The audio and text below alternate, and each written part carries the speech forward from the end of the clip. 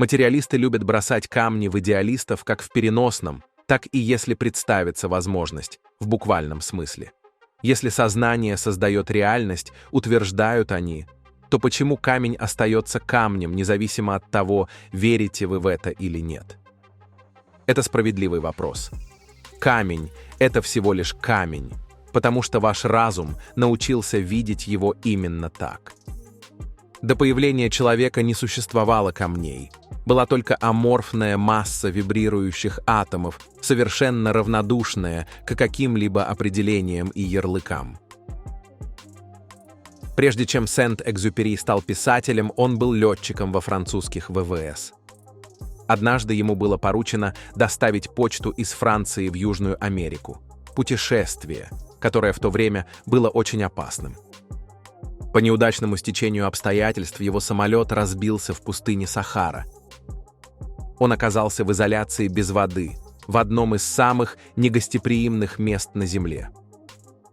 Блуждая по песчаным дюнам, Сент-Экзюпери пережил то, что можно описать как глубокое видение, взаимодействие, которое больше походило на сон. К нему подошел юный мальчик, который казался не от мира сего. Мальчик говорил с ним о природе сознания и важности невидимого. Как позже размышлял Сент-Экзюпери, это было на самом деле видение маленького принца, хотя история еще не была написана, и мальчик еще не ожил на бумаге. Через это сюрреалистическое испытание перспектива Сент-Экзюпери изменилась с отчаянной борьбы с элементами на нечто гораздо более глубокое – интимный диалог с самой жизнью. Он наткнулся на откровение, увидев существование не как жестокое испытание, а как странную чудесную загадку. На следующий день он увидел караван, и на этот раз это было не только видение. Позже Сент-Экзюпери вспомнил, что увидел караван как акт воображения, желание жизни стать реальностью. Сознание не нуждается в мозге, чтобы существовать. Вы видите это в том, как цветок распускается и тянется к солнцу, как река высекает свой путь через горы. Все постоянно осознает свою среду, адаптируясь и подстраиваясь, реагируя и отвечая. Мы должны освободиться от ограничивающей идеи, что сознание только человеческое или что оно ограничено нашими умами. Дело не в том, имеют ли вещи собственный разум, а в том, что все, от самой маленькой песчинки до самой большой горы, участвует в одном и том же обширном взаимосвязанном сознании. Камень — это привычка. Реальность — это привычка. Ваш весь опыт жизни — это накопление предположений, настолько глубоко укоренившихся, что вы забываете, что сделали их в первую очередь. Мир не состоит из вещей. Мир состоит из историй, а истории состоят из восприятия. Если достаточно людей верит в нечто, оно принимает форму. Нации, валюты, традиции, законы. Все это ментальные конструкции, ставшие настолько прочными благодаря коллективному согласию. И мы даже забываем, что они нематериальные объекты. Это заклинания, произнесенные сознанием. В космологии Джордано Бруно реальность не была статичным явлением, а была обширным, бесконечным живым разумом. Для Бруно Вселенная была по сути гигантским полем разума, где мысли взаимодействовали, формируя реальность. Сознание не является каким-то призрачным зрителем, парящим над реальностью. Это чернила в ручке. Вместо того, чтобы создавать реальность как изолированные опыты, сознание одновременно и создает, и создается. Ваш разум резонирует с другими умами вокруг вас, как узлы в космической сети мысли. Вселенная постоянно перенастраивается в зависимости от психических состояний и мыслей своих сознательных обитателей, создавая не только личные реальности, но и наши коллективные миры. Томас Нагель в своем знаменитом эссе «Что значит быть летучей мышью» утверждал, что сознание включает в себя субъективный аспект, квалии, или, другими словами, то, что значит испытывать что-то. По мнению Нагеля, Существует врожденное ограничение человеческого понимания, когда дело касается сознания. Даже если мы понимаем физические процессы мозга, мы никогда не сможем полностью узнать субъективный опыт других существ, таких как летучая мышь, потому что сознание не сводится к объективным фактам. Сознание — это то, что делает проблему разума и тела действительно неразрешимой. Это самая загадочная черта Вселенной. Квалии — это субъективный опыт вещей, вкус фрукта, звук поющей птицы, цвет неба. Все это элементы перцептивного поля, созданного сознанием. Что мы часто забываем, так это то, что это не внешние объекты, а переживания, созданные разумом.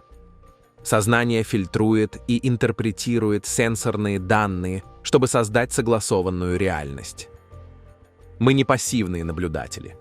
Мы активные участники в конструировании нашего опыта мира. Реальность, которую вы воспринимаете, не является нейтральным отражением мира. Она формируется разумом. Следовательно, сознание — это архитектор реальности, а не просто ее наблюдатель. Возьмите Жанну д'Арк, подростка, утверждающего, что слышит голоса небесных существ, которые убедили армию закаленных воинов следовать за ней в бой. Вопрос не в том, были ли голоса реальными, а в том, имела ли реальность вообще выбор, кроме как подчиниться им. Если вера — это двигатель реальности, то Жанна д'Арк не галлюцинировала, она создавала. Но чтобы действительно увидеть это в глубине сознания, а не рассматривать как нечто отличное от физического мира, нам следует думать об этом как о неразрывном с реальностью. Разум — это голограмма. Нейробиолог Карл Прибрам много лет работал над теорией, согласно которой разум — это голограмма. Подумайте о голограмме.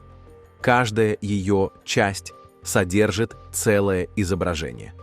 Точно так же каждая часть вашего мозга хранит чертеж всей Вселенной. Таким образом, сознание не ограничено одним местоположением в вашем мозге. Оно распределено, всеобъемлюще и постоянно взаимодействует с большей реальностью вокруг вас. Это означает, что мир — это не что-то внешнее, ожидающее восприятия. Вселенная и ваше сознание переплетены в непрерывной петле, каждый формируя и пересоздавая друг друга. Не существует такого понятия, как «я» в мире, и не существует такого понятия, как «сознание» в мире. «Я» — это история, а сознание — это сцена, на которой она разворачивается. То, что мы называем «вами», — это просто опыт, возникающий в этом обширном, взаимосвязанном поле осознания. А то, что мы называем сознанием, это просто фон, на котором разворачиваются все опыты.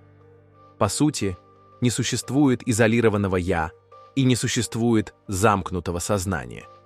Древние философы говорили об идее, что «я» и сознание не являются единичными отдельными сущностями. Ведическая традиция в индуизме предполагает, что «я» или «атман» в конечном итоге идентично Брахману, универсальному сознанию, пронизывающему все вещи. Не существует индивидуального «я» вне этого большего сознания. Это иллюзия, отражение целого.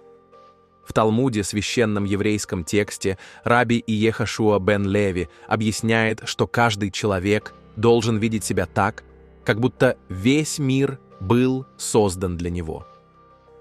«Мир был создан для тебя», — говорит он. Это интригующее, почти парадоксальное утверждение подразумевает, что весь мир со всей своей сложностью и величием был создан ради сознания одного человека.